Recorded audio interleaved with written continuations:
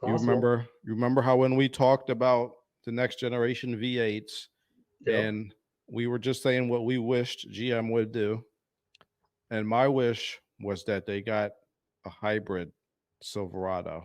And Hmm. Dane, I'm about to show you the hybrid Silverado, but you cannot buy it. Your Look dream at came true. look at it. What the heck? That that is GM Defense armored up diesel Oh, extended range Silverado. Did you know about this thing? I have heard about this. Yeah, I believe they were doing some work with Gale Banks and Banks Engineering, yeah. but I don't know enough about it. But I knew that they were using the Duramax. I knew that they were doing some special stuff with that engine specifically for this application. Um, Did you know it was hybrid?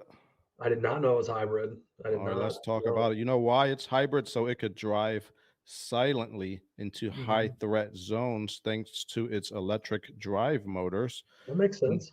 when more range is needed, the Duramax diesel kicks in. So it looks like this is the 2.8 liter Hmm. Duramax turbo diesel. Okay. Yep. And it has a battery pack with a 12 module battery that Hmm. sends juice to a pair of electric motors, one at the front and one at the rear. We are not sure how many miles this can go on electric alone. I'm sure it's super heavy because it's armored up and Oh yeah. ready to kick some butt. It looks heavy. But yeah, it they have those electric motors in the front and the rear. And let's see some more information. It's got a 360-degree camera, That's kind of and cool. this is based off of the Silverado 2500 HD. Let's Okay, see. that's why it looks so big too. Yeah, it's the 2500. Yeah. So what about this is an Inside EV's website if you want to see the whole article. Mhm. But yeah, they like the fact that see warfighters can drive silently into high threat areas and watch bad guys without having to burn any fuel.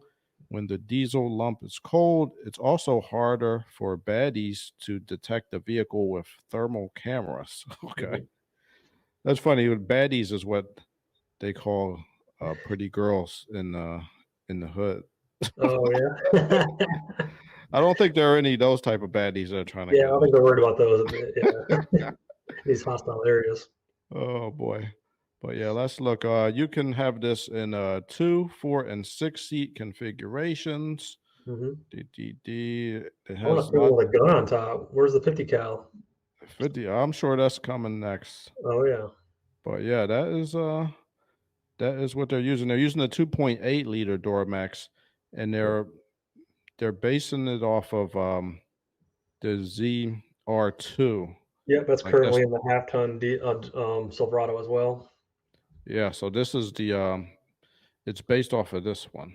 Okay, yeah, so it's a The higher body. output. Yep, that's pretty sweet. Yeah.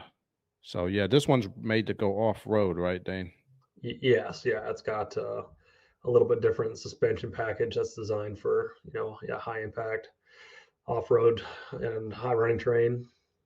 Yeah. So that's what they put a whole bunch of armor on that guy and Hmm. put the 2.8 liter diesel in there. This got underbody. This is the civilian version. It's got Hmm. underbody, 35-inch tires, It's got good towing capacity too.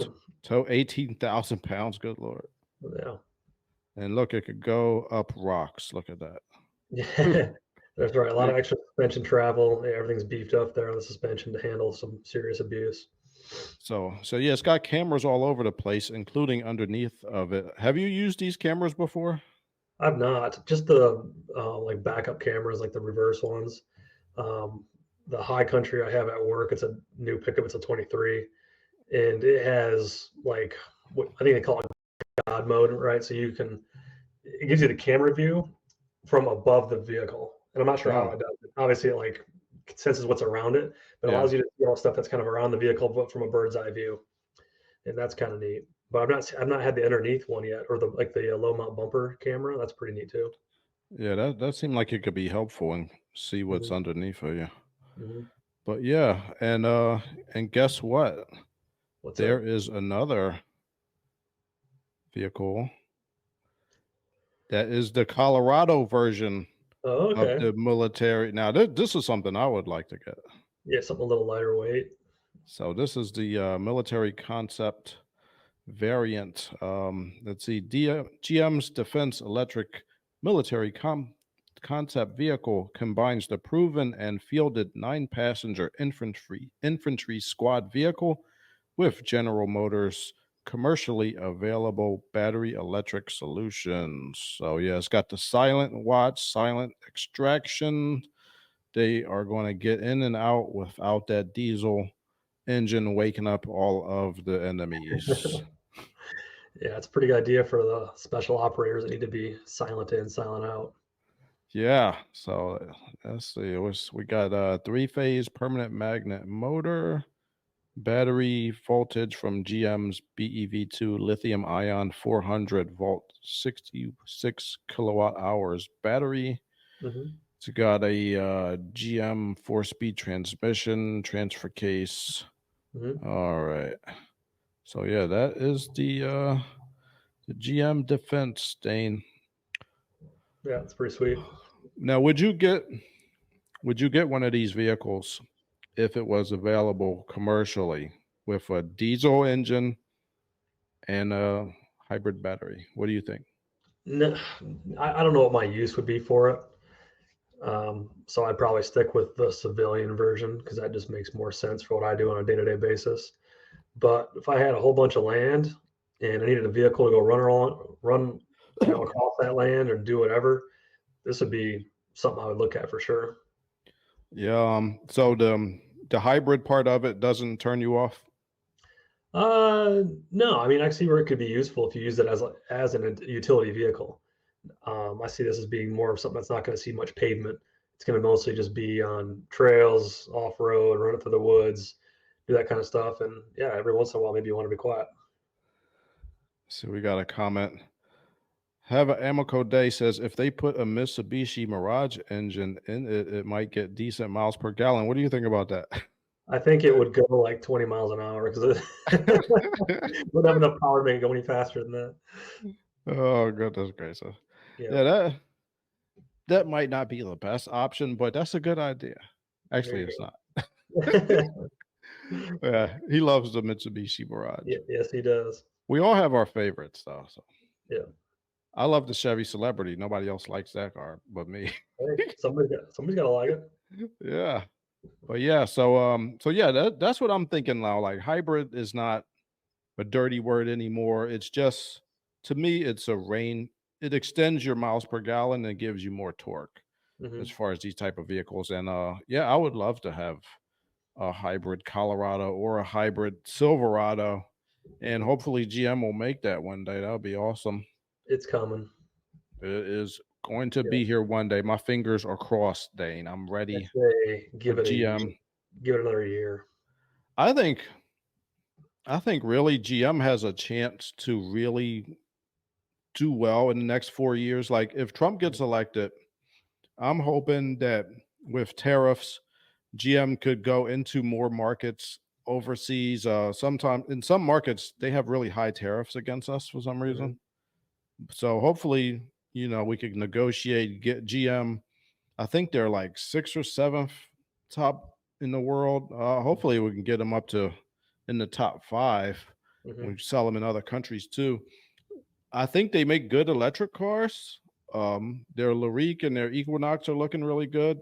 Their Hmm. trucks, I think, are top notch right now. The Hmm. truck, I think they've always made the best trucks. But if we can get in there with these hybrids, I think we got something, man. That's what I think.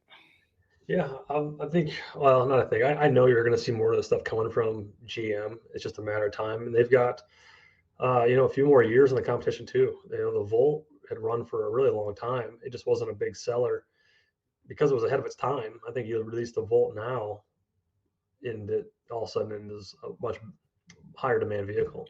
Yeah, I would love to see the Volt or version of that powertrain come back. That would be awesome. Hmm. Let's see. We got a comment here.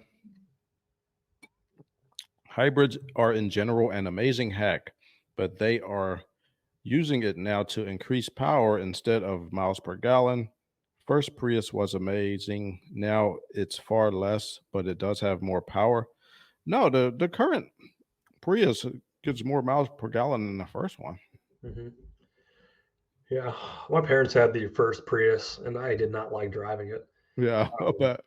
They just had a lot of blind spots. So they're ugly as can be, but the blind spots is the big thing. And then they have a backup beeper, like a fork truck. Yeah.